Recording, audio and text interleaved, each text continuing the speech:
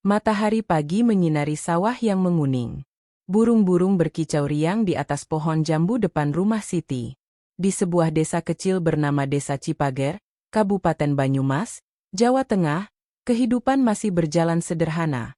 Siti, 23, bangun pagi-pagi sekali. Ia memakai kerudung panjang dan baju rapi. Hari ini adalah hari spesial. Ia akan menemani rombongan investor dari Jakarta yang ingin melihat potensi wisata alam di desanya. Sayangnya, ketua desa sedang sakit, dan tak ada orang lain yang cukup fasih berbahasa Indonesia, apalagi bahasa Inggris, untuk menjadi pemandu. Jangan lupa bawa air minum ya, nak, pesan ibunya sambil menyerahkan bekal nasi uduk hangat. Siti tersenyum. Iya, Bu. Aku pasti pulang sebelum maghrib. Di lapangan desa, mobil mewah terparkir rapi. Seorang pria tampan berjas hitam turun dari mobil bagian belakang. Matanya tajam, wajahnya dingin. Ia adalah Andika Putrawijaya, pengusaha muda pemilik jaringan hotel dan resort ternama di Asia Tenggara. Siti mendekat dengan senyum ramah. Anda Bapak Andika?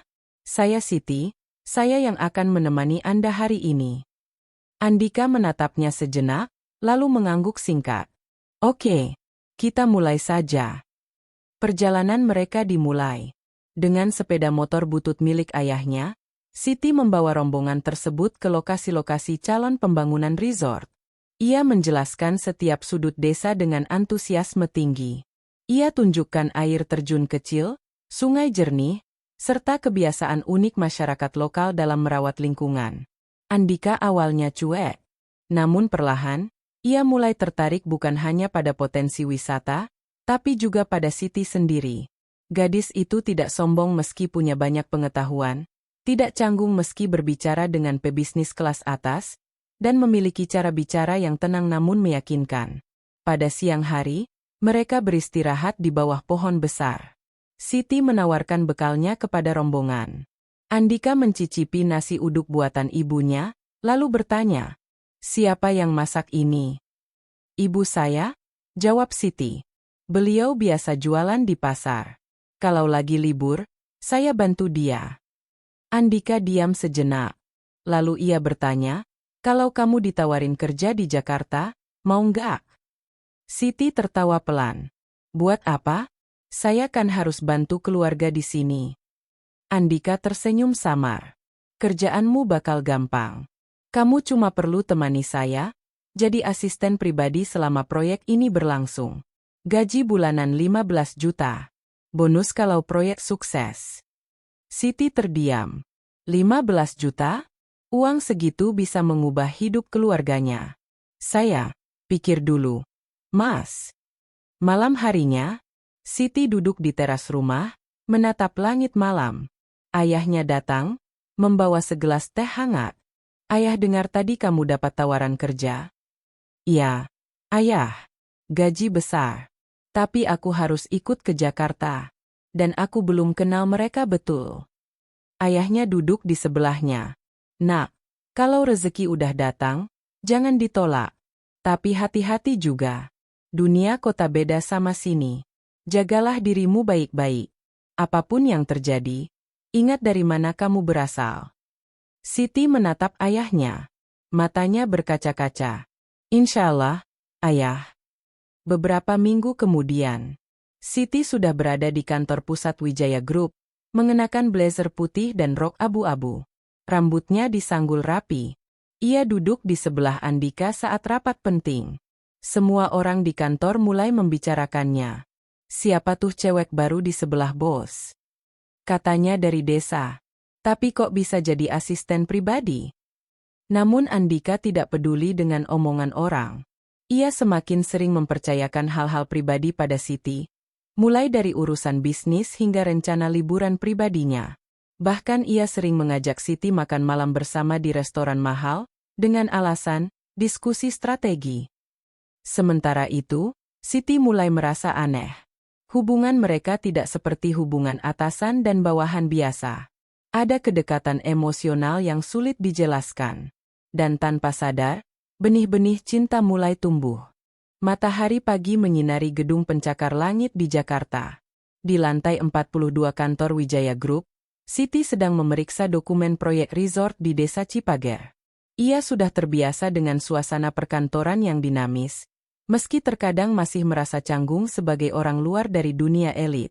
Tiba-tiba, Andika masuk ke ruangan kerjanya tanpa mengetuk pintu seperti biasa. "Kamu udah baca laporan dari tim surveyor?" tanyanya sambil duduk di kursi tamu. Siti mengangkat kepala dari laptopnya. "Sudah. Tapi ada beberapa data yang perlu diverifikasi ulang. Sepertinya hasil survei mereka agak dilebih-lebihkan." Andika tersenyum samar. "Kamu emang gak gampang percaya ya?" "Bukan gak percaya. Cuma, saya gak mau nanti kita investasi besar tapi ternyata lokasinya gak layak." Andika diam sejenak, lalu berdiri mendekat ke meja Siti. "Kamu beda dari asistenku yang dulu-dulu. Mereka cuma ikutin perintah. Kamu malah protes kalau ada yang salah." Siti tersenyum kecil. "Kalau bukan saya yang jujur, siapa lagi?" Andika menatap matanya sejenak. Ada ketegangan di antara mereka. Siti buru-buru mengalihkan pandangan. Siang hari, Siti menerima telepon dari ibunya. "Nak, kamu baik-baik aja di sana? Ayah bilang katanya kamu sering diajak keluar sama bosmu itu." "Iya, Bu. Soalnya banyak urusan bisnis yang harus dibicarakan langsung." Ibunya terdiam sejenak. "Jaga dirimu ya, Nak. Jangan sampai kamu jadi korban janji manis lelaki kota." Siti tersenyum. "Iya, Bu. Aku nggak semudah itu percaya, kok." Namun, dalam hati, ia mulai merasa sesuatu memang tidak seperti dulu. Hubungan mereka bukan hanya sekadar atasan dan bawahan. Bahkan kemarin malam, Andika mengajaknya ke sebuah restoran romantis, hanya berdua. Dan saat hujan deras turun, Andika menjemputnya pulang ke apartemen menggunakan mobil pribadinya. Ponsel malam hari.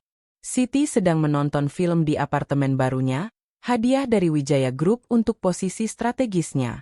Tiba-tiba, notifikasi WhatsApp berdering. Pesan dari Andika. "Aku nggak bisa tidur. Bisa telepon sebentar?" Siti ragu. Ini jam 10 malam. Tapi ia tetap mengangkatnya.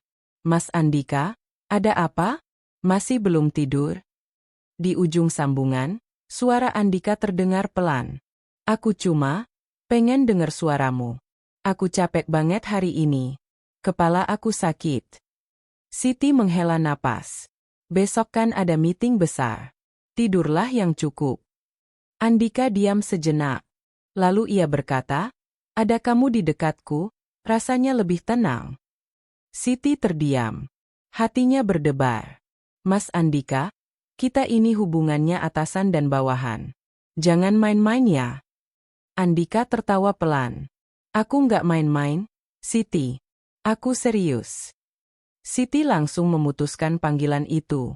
Hatinya campur aduk. Antara senang, takut, dan bingung. Beberapa hari kemudian, Siti mulai merasa aneh. Beberapa rekan kerja mulai membicarakannya di belakang. Ada yang bilang dia naik daun karena kedekatannya dengan bos. Ada juga yang iri karena Andika terlihat begitu mempercayainya. Suatu hari, Siti melihat Andika makan siang bersama seorang wanita cantik di sebuah restoran mewah. Wanita itu memegang tangannya dengan mesra. Siti pura-pura tidak melihat dan langsung pergi. Saat kembali ke kantor, Andika bertanya, "Kenapa kamu kesel? Aku lihat kamu lewat tadi." Siti mencoba cuek. "Saya nggak kesel. Cuma capek." Andika menatapnya. "Itu mantanku. Dia cuma ingin ketemu, minta maaf. Aku nggak ada niatan balik lagi sama dia." Siti diam. Tapi hatinya mulai goyah. Siti berusaha fokus bekerja seperti biasa. Ia mencoba mengabaikan perasaan campur aduknya terhadap Andika. Tapi semakin hari, kedekatan mereka semakin tidak bisa dipungkiri. Andika mulai sering memanggil Siti ke rumah pribadinya di kawasan Pondok Indah untuk membantu urusan bisnis. Bahkan beberapa kali, ia memintanya menemani saat liburan ke Bali dan Singapura. Karyawan kantor mulai ramai membicarakan hubungan mereka. Ada yang bilang Siti hanya asisten sementara, ada juga yang menyebutnya sebagai Simpanan baru bos. Namun, Andika justru tidak peduli dengan omongan orang. Ia bahkan mulai lebih terbuka dalam sikapnya, tersenyum lebih lama saat melihat Siti, menyentuh bahunya saat memberi masukan, hingga sesekali memujinya tanpa alasan kerja. Kalender sobet suatu sore, Andika mengajak Siti makan malam di sebuah restoran fine dining di lantai 50 sebuah hotel bintang 5. Pemandangan kota Jakarta terhampar indah dari balik jendela besar. Musik jazz lembut mengiringi suasana. Saat hidangan belum datang, Andika tiba-tiba berkata, "Mau ikut aku ke Bandung besok?" Siti mengernyit. "Buat apa? Besok kan masih ada rapat tim legal." "Ini bukan soal kerjaan," katanya pelan. "Aku ingin kamu dampingin aku ke rumah orang tua aku." Siti terkejut. "Ke rumah orang tua kamu?" "Iya. Aku udah cerita tentang kamu. Mereka pengen ketemu langsung." Siti diam sejenak. Hatinya berdebar. "Apa maksud kamu ini? Pacaran?" tanyanya ragu. Andika tersenyum samar. "Kalau kamu mau?" "Ya." Siti tak bisa menjawab. Hatinya senang, tapi juga takut. Ini semua terlalu cepat. Jam 2 beberapa minggu kemudian, hubungan mereka semakin intens. Andika bahkan mulai memperkenalkan Siti pada keluarga besar dan teman-temannya. Semua orang tampak menyukainya, baik karena kepribadiannya maupun cara dia menyeimbangkan kesederhanaan desa dengan profesionalisme kota. Hingga suatu hari, Andika membuat keputusan yang mengejutkan. "Besok, kita nikah," ucapnya tiba-tiba saat sedang sarapan di apartemen Siti. Siti hampir tersedak. "Apa? Nikah? Sekarang?" Andika tersenyum. "Ya, aku udah siap. Keluargaku juga setuju. Kamu tinggal kasih kabar ke orang tua kamu. Aku akan utus orang ke desa besok pagi." Siti benar-benar bingung. "Mas Andika, ini terlalu cepat. Kita belum saling kenal betul. Lagi pula, aku nggak punya persiapan apa-apa." Andika menatap matanya dalam-dalam. "Aku cuma butuh satu jawaban darimu. Kamu sayang sama aku atau enggak?" Siti menunduk. "Iya, aku sayang. Cuma..." Andika menyela. "Kalau kamu sayang, percayalah padaku. Biarkan aku yang urus semuanya." Pernikahan dilangsungkan secara tertutup di sebuah villa mewah di Bali. Hanya keluarga dekat dan beberapa sahabat karib yang diundang. Tidak ada undangan fisik, tidak ada foto prewedding, tidak ada prosesi adat. Hanya akad sederhana dan resepsi intim. Siti memakai gaun putih rancangan desainer ternama. Ayah dan ibunya hadir, meski masih tampak canggung dengan segala kemewahan itu. Setelah akad, ayahnya sempat meneteskan air mata. "Nak, kamu yakin ini jalannya?" bisiknya pelan. Siti tersenyum. "Iya, ayah. Aku yakin." Namun, di tengah resepsi, Andika menerima telepon penting. Ia buru-buru pamit, meninggalkan Siti sendirian. Siti duduk di balkon villa, menatap laut biru di kejauhan. Ia merogoh sakunya dan menemukan secarik kertas dari Andika yang ia ambil saat tadi Andika meletakkannya di tasnya. Isinya hanya satu kalimat. "Jangan pernah percaya sepenuhnya pada masa laluku." Siti mengernyit. Ia mulai merasa ada yang disembunyikan. Hari-hari setelah pernikahan berlalu dengan cepat. Siti kini tinggal di sebuah rumah mewah di bilangan Jakarta Selatan, lengkap dengan pengasuh pribadi untuk anak-anak, meskipun mereka belum punya anak. Semua kebutuhannya dipenuhi. Pakaian dari butik ternama, mobil baru, hingga asisten rumah tangga yang siap membantunya. Namun, semakin lama, semakin terasa bahwa Andika bukan hanya sibuk karena pekerjaan. Ada sesuatu yang disembunyikannya. Kalender sobek pagi hari. Siti sedang sarapan sendirian di meja makan besar saat telepon rumah berdering. Ia mengangkatnya. "Assalamualaikum. Ini dari Rumah Sakit Cipto Mangunkusumo. Bisa saya bicara dengan Ibu Andika Putrawijaya?" Siti terdiam sejenak. "Ya, ini saya. Ada apa?" "Begini, Bu. Kami ingin mengonfirmasi jadwal kontrol ulang suami Ibu. Ini sudah 3 bulan dia tidak datang kontrol." Siti bingung. "Kontrol? Untuk penyakit apa? Pihak rumah sakit diam sejenak. Ibu tidak tahu? Suami ibu berkonsultasi di bagian psikiatri selama beberapa tahun terakhir. Terakhir kali beliau datang adalah bulan Desember lalu. Siti merasa dunia berputar. Maaf, bisa diulangi? Dia, apa? Namun pihak rumah sakit langsung memutuskan sambungan. Siti duduk termenung. Jantungnya berdebar keras. Andika tidak pernah cerita tentang ini.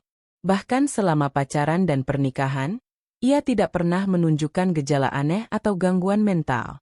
Tapi, kenapa dia harus kontrol ke psikiater? Jam 2 siang hari, Siti mencoba mencari informasi lebih dalam.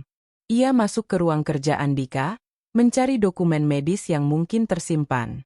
Di laci bawah meja kerja, ia menemukan sebuah amplop coklat bertuliskan dokumen khusus, tidak untuk dibuka oleh pihak luar. Tangannya gemetar saat membukanya. Isinya adalah hasil pemeriksaan psikologis Andika dari tahun 2018. Judul diagnosisnya membuat darahnya membeku. Gangguan bipolar dengan tendensi manipulatif dan obsesi tinggi. Di bawahnya, ada catatan dokter. Pasien memiliki kecenderungan menyembunyikan emosi dan menggunakan orang lain untuk memenuhi kebutuhan psikologisnya. Perlu pengawasan intensif agar tidak melakukan hal-hal impulsif atau merugikan orang lain. Siti menjatuhkan dokumen itu. Hatinya hancur. Apakah selama ini Andika hanya berpura-pura mencintainya? Apakah ia hanya alat bagi Andika untuk menenangkan diri? Beberapa jam kemudian, Andika pulang. Siti langsung menghadangnya di depan pintu. Andika, kamu kenapa nggak pernah cerita kalau kamu kontrol ke psikiater? Wajah Andika berubah. Matanya menjadi tajam. Apa kamu buka dokumen itu? Tanyanya dingin. Ya, aku berhak tahu. Kamu menikahiku tanpa cerita soal ini. Andika mendekatinya pelan. Aku udah sembuh. Aku cuma butuh waktu untuk percaya sama kamu. Dan sekarang, aku takut kamu akan meninggalkan aku. Siti mundur. Aku cuma ingin kejujuran, Andika. Bukan drama. Andika menatap matanya. Lalu ia berkata pelan, aku janji, kamu aman bersamaku. Aku nggak akan menyakitimu. Tapi tolong, jangan tinggalkan aku. Siti tidak tahu harus percaya atau tidak. Ponsel malam hari. Siti menerima pesan dari nomor asing. Kalau kamu sayang sama nyawa kamu, tinggalkan Andika sekarang juga. Jangan percaya semua omongannya. Aku tahu masa lalunya. Siti panik. Ia balas pesan itu. Siapa kamu? Kenapa kamu kasih tahu aku ini? Beberapa detik kemudian, balasan datang. Aku mantannya. Dan aku hampir mati gara-gara dia. Telepon Siti langsung dimatikan. Hatinya mulai benar-benar ketakutan. Siti tidak bisa tidur semalaman. Pesan dari mantan Andika terus terngiang di pikirannya. Aku hampir mati gara-gara dia. Siapa wanita itu? Apa maksudnya? Keesokan paginya, Siti mencoba bersikap biasa. Ia berpura-pura baik-baik saja di hadapan Andika. Tapi diam-diam, ia mulai memperhatikan setiap gerak-gerik suaminya. Andika pamit pergi ke luar kota untuk urusan bisnis mendadak. Aku harus ke Surabaya sehari. Ada negosiasi penting, katanya sambil membawa koper kecil. Siti mengangguk. Oke, aku tunggu kamu pulang. Setelah Andika pergi, Siti langsung mengecek ponselnya. Ia mencoba melacak nomor asing yang mengirim pesan misterius tadi malam. Setelah beberapa pencarian, akhirnya ia menemukan satu nama yang sering muncul di mesin pencarian. Luna Adriana, mantan model majalah dan mantan pacar Andika selama 2 tahun. Di salah satu artikel lama, disebutkan bahwa Luna pernah menjadi korban kekerasan psikologis dan fisik dari pasangan sebelumnya. Namun identitas pelaku tidak disebutkan secara lengkap. Siti langsung menyimpulkan, itu pasti Andika. Siti nekat pergi ke sebuah studio foto lama tempat Luna dulu bekerja. Dengan alibi sebagai penggemar, ia bertanya tentang Luna. Luna? Dia udah lama nggak muncul di dunia model. Kabarnya dia pindah ke Yogyakarta dan buka usaha kecil-kecilan di sana. kata salah satu staf. Siti pun langsung memesan tiket kereta ke Yogyakarta. Tanpa memberitahu siapapun, ia berangkat sendiri. Setelah menyusuri informasi dari mulut ke mulut, Siti akhirnya menemukan toko kecil milik Luna di daerah Bantul. Tokonya menjual aneka produk handmade, sabun, lilin aromaterapi, dan aksesori batu alam. Saat Siti masuk, Luna sedang merapikan barang. Sekilas, wajahnya masih cantik, tapi ada sesuatu yang murung di matanya. "Maaf, apa kamu Kak Luna?" tanya Siti ragu. Luna mengangkat kepala. Matanya melebar saat melihat Siti. "Kamu, istri Andika?" Siti terkejut. "Kamu kenal aku?" Luna tersenyum pahit. "Aku kenal semua wanita yang dekat dengan dia. Karena aku dulunya seperti kamu. Naif. Percaya omongannya. Sampai nyaris dibunuh." 2 tahun lalu, Luna adalah seorang model papan atas. Ia dipacari oleh Andika yang waktu itu sudah memiliki reputasi sebagai pengusaha sukses dan playboy. Andika pintar banget memainkan hati orang. Dia bilang aku cinta sejatinya. Bahkan dia ajak aku tinggal di apartemen miliknya. Di awal hubungan, dia romantis sekali. Selalu kasih hadiah, jemput kalau ada job. Namun lama-kelamaan, sikap Andika berubah drastis. Dia mulai cemburu buta. Nggak izinin aku ketemu teman-teman. Ngawasin aku 24 jam. Kalau aku protes, dia marahi aku. Bahkan dia pukul aku beberapa kali. Siti menahan napas. "Lalu, bagaimana kamu bisa selamat?" Luna menunduk. "Aku pura-pura sakit parah. Aku minta dibawa ke rumah sakit. Saat itu, polisi datang karena tetangga curiga lihat bekas luka di tubuhku. Aku kabur dari Jakarta. Aku takut sekali sampai ganti nomor, ganti media sosial, bahkan ganti nama." Ia menatap Siti dalam.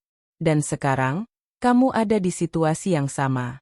Kamu harus keluar, Siti, sebelum terlambat." Siti pulang ke Jakarta dengan perasaan campur aduk. Ia tidak menceritakan pertemuannya dengan Luna kepada Andika. Tapi dalam hati, ia mulai membuat rencana.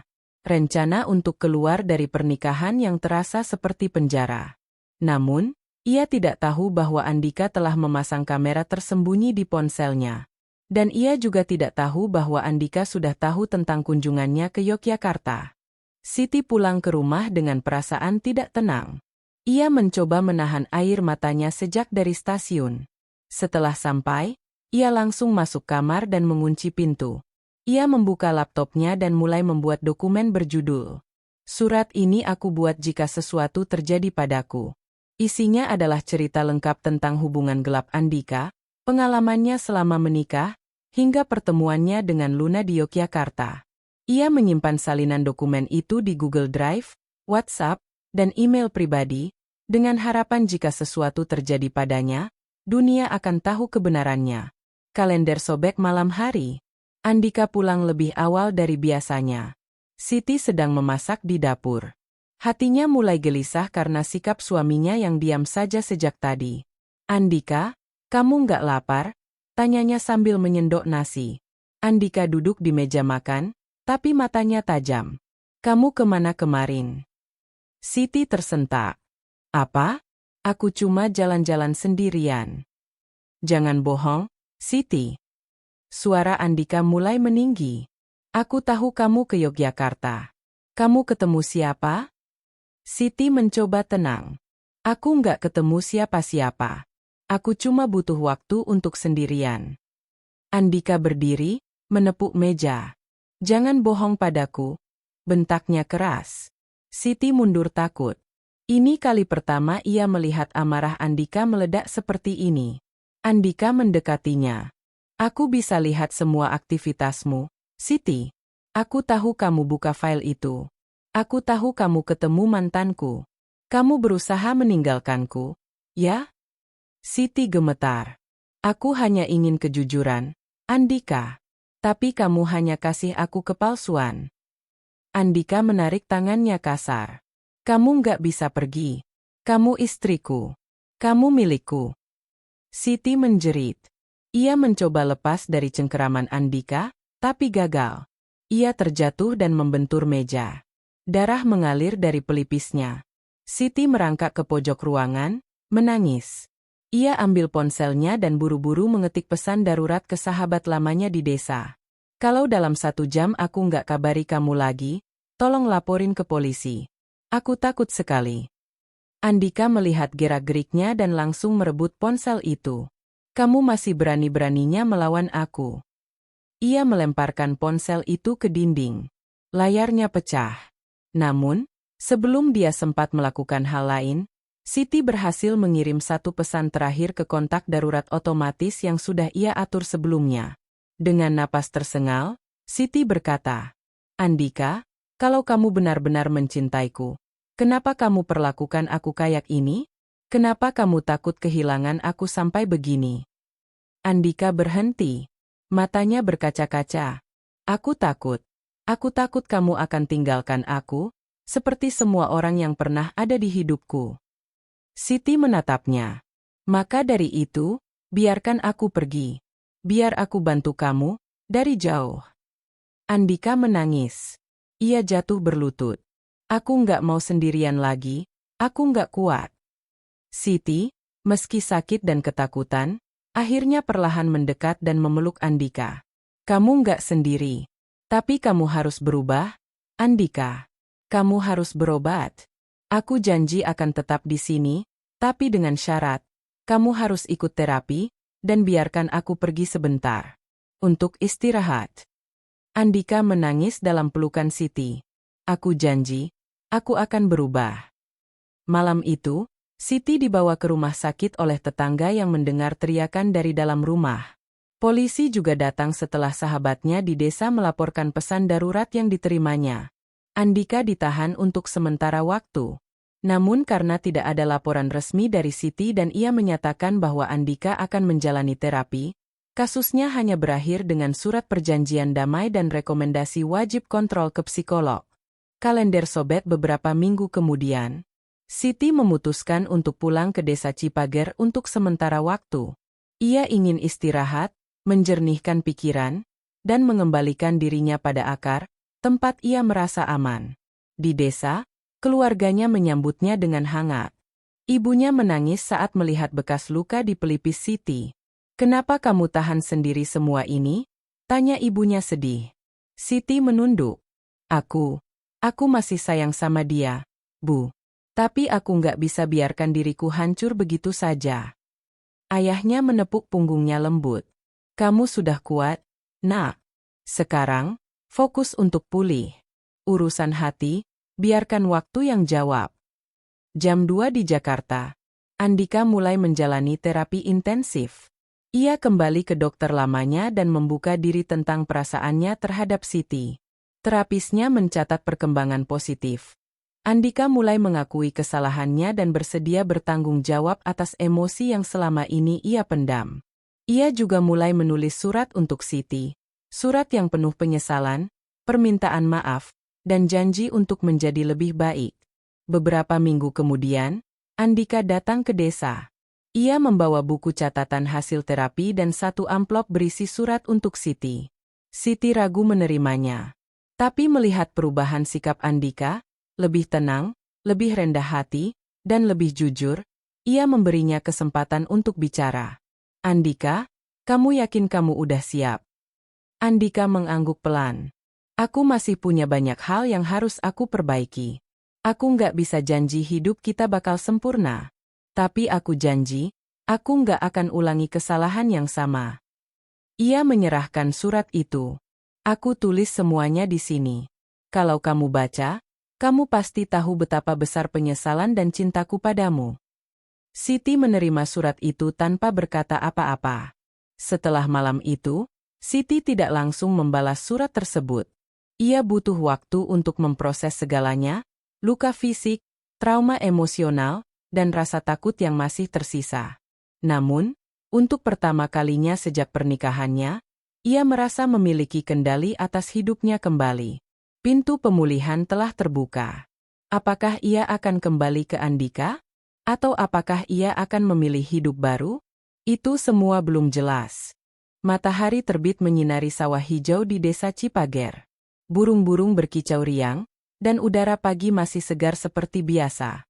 Siti duduk di teras rumahnya, membawa secangkir teh hangat. Di pangkuannya, ia memegang surat dari Andika, surat yang sudah dibacanya semalam tadi. Isinya adalah penyesalan mendalam, pengakuan akan kesalahannya, dan janji untuk tidak lagi menggunakan orang lain sebagai pelarian emosinya. Di akhir surat, Andika menulis, "Aku mencintaimu bukan karena kamu sempurna, tapi karena kamu manusia yang membuatku ingin menjadi lebih baik. Aku nggak akan memaksa kamu kembali. Tapi jika suatu hari kamu merasa siap, aku akan tetap menunggu." Siti menutup surat itu dengan napas panjang. Kalender sobek beberapa bulan berlalu. Siti mulai bangkit. Ia membuka usaha kecil-kecilan di desa, toko oleh-oleh lokal dan homestay sederhana yang dikemas dalam konsep wisata edukasi desa. Usahanya cepat berkembang karena promosi dari media sosial dan kolaborasi dengan influencer lokal. Ia juga mulai menjadi pembicara motivasi di beberapa komunitas perempuan muda tentang pentingnya cinta diri, keberanian mengambil keputusan, dan bagaimana menjaga kesehatan mental dalam hubungan. Dalam sebuah sesi live Instagram, ada pertanyaan dari netizen. "Kamu masih sayang sama mantan suami kamu?" Siti tersenyum kecil. "Sayang, iya. Tapi cinta tanpa batasan itu bisa jadi racun. Sekarang, aku sedang belajar mencintai diriku sendiri dulu." Jam 2 suatu sore, Andika datang ke desa lagi. Kali ini, ia tidak membawa hadiah mahal atau rayuan romantis, hanya sekotak kue buatan ibunya dan sebuket bunga sederhana. Ia bertemu Siti di depan toko barunya. "Lama nggak ketemu?" sapanya ramah. Siti tersenyum. "Iya, kamu kelihatan lebih tenang." Andika mengangguk. "Aku masih terus terapi. Dan aku bahagia lihat kamu punya hidup baru. Itu semua yang penting buat aku." Siti menyerahkan sesuatu padanya, sebuah amplop. "Aku tulis sesuatu untukmu juga." Andika membaca isinya di tempat.